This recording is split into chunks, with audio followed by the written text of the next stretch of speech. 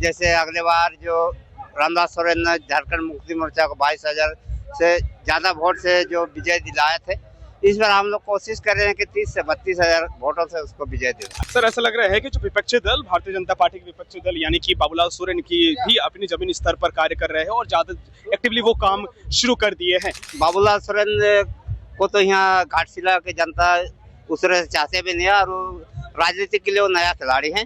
आप नया का बात कर रहे हैं, नया तो वैसे भी तो आपका सोमेश सोरेन जी भी है। सोमेश सोरेन भी नया है, लेकिन वो उसके पिताजी की तरफ से वो राजनीतिक में बहुत मजे हुए खिलाड़ी है और उनको राजनीतिक में बहुत सारे उसका गुण है। बीजेपी के कार्यकर्ता भी यही दावा का आरोप लगा रहे हैं कि जो मैया सम्मान है एक प्रकार से लुभावना है महिलाओं को टालने का।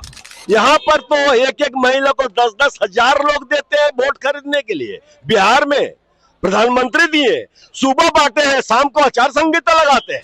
कभी अच्छा को स्वीकार नहीं किया, अपने गलत करते हैं, गलत को बढ़ावा देते हैं। कोई अगर सही करता है तो इनकी दिल फट जाती है। क्या लगता है जो बाबूलाल सोरेन है वो जमीनी स्तर पर किस प्रकार से काम करेंगे, क्योंकि एक्टिवली अब देखा जाए कि वो सक्रिय रूप से काम कर रहे जमीनी स्तर पे चुनाव आने से पहले। देखिए, जहां तक बाबूलाल सोरेन जी का बात है, ये लोग झारखंड मुक्ति मोर्चा में रह चुका है, महासचिव के पद पर रहे, अपने कर्म से नहीं बाप के ताकत से।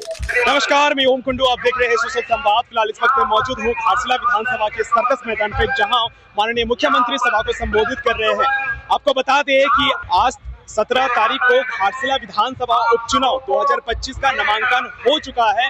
दोनों प्रत्याशी यानी कि झारखंड मुक्ति मोर्चा के प्रत्याशी सोमेश सोरेन, वही विपक्षी दल का अगर बात करें भारतीय जनता पार्टी के प्रत्याशी बाबूलाल सोरेन ने दोनों नामांकन कर चुके हैं।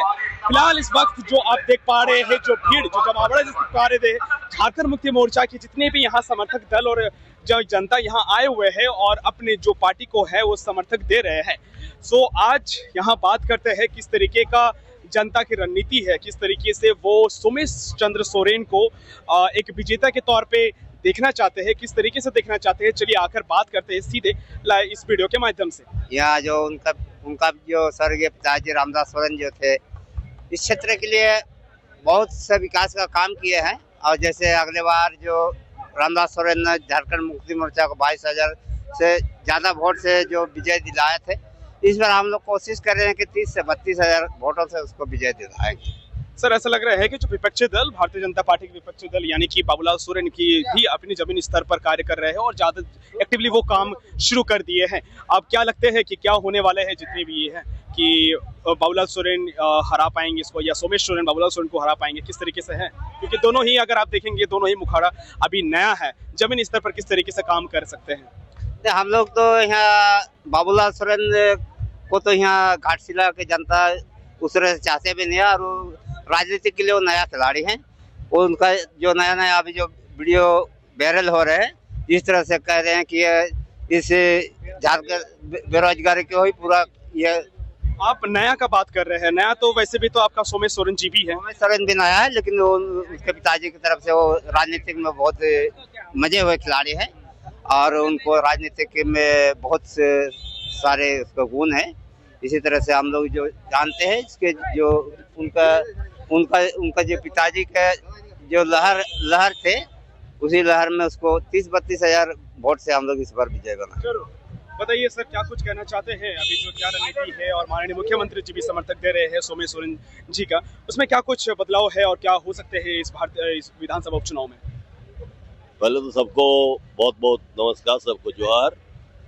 सबसे बड़ी चीज है कि झारखंड बने आज 25 साल हो चुका है। इस 25 साल के अंतराल में एक ही विशेष पार्टी का 15 साल तक शासन रहा।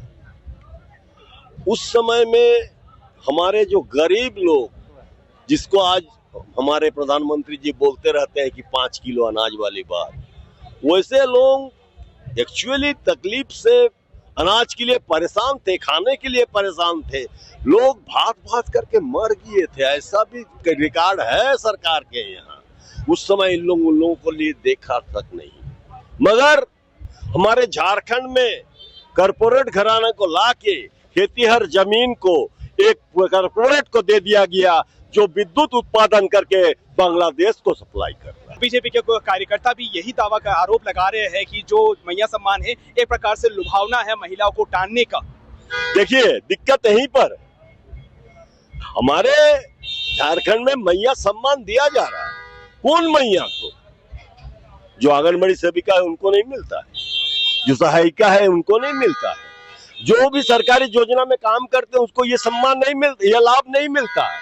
उनको मिलता है जो महिला का रोजगार नहीं है उसके लिए मिलता है। यहाँ पर तो एक एक महिला को 10-10 हजार लोग देते हैं वोट खरीदने के लिए। बिहार में प्रधानमंत्री दिए, सुबह बांटे हैं, शाम को आचार संहिता लगाते हैं। इनका हर काम गड़बड़ है। जो अच्छा काम करते हैं उसको इन लोग को ऊंचा नुक्ति करने का आदत है।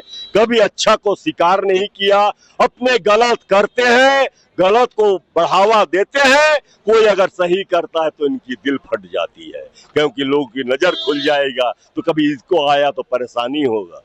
बस यही है। क्या लगता है जो बाबूलाल सोरेन है वो जमीनी स्तर पर किस प्रकार से काम करेंगे, क्योंकि एक्टिवली अब देखा जाए कि वो सक्रिय रूप से काम कर रहे जमीनी स्तर पे चुनाव आने से पहले और चुनाव के बाद, और किस तरीके से जो सोमेश सोरेन है वो किस तरीके से देखेंगे अपने आप को? देखिए जहां तक बाबूलाल सोरेन जी का बात है, ये लोग झारखंड मुक्ति मोर्चा में रह चुका है, महासचिव के पद पर रहे, अपने कर्म से नहीं बाप की ताकत से। नहीं तो इतना जल्दी कोई नहीं बनता महासचिव। दूसरी बात है उसके बाद ये अगर चाहते तो अपना इंप्रेशन बना सकते थे, लेकिन कुछ क्वालिटी होता है। मैदा से आप बोलिएगा हम छेना बना देंगे तो नहीं ना होगा, मैदा से लेठा ही बनेगा। तो ये बाबूलाल सोरेन जी वो मटेरियल है नहीं जो एक राजनेता बन सकते हैं।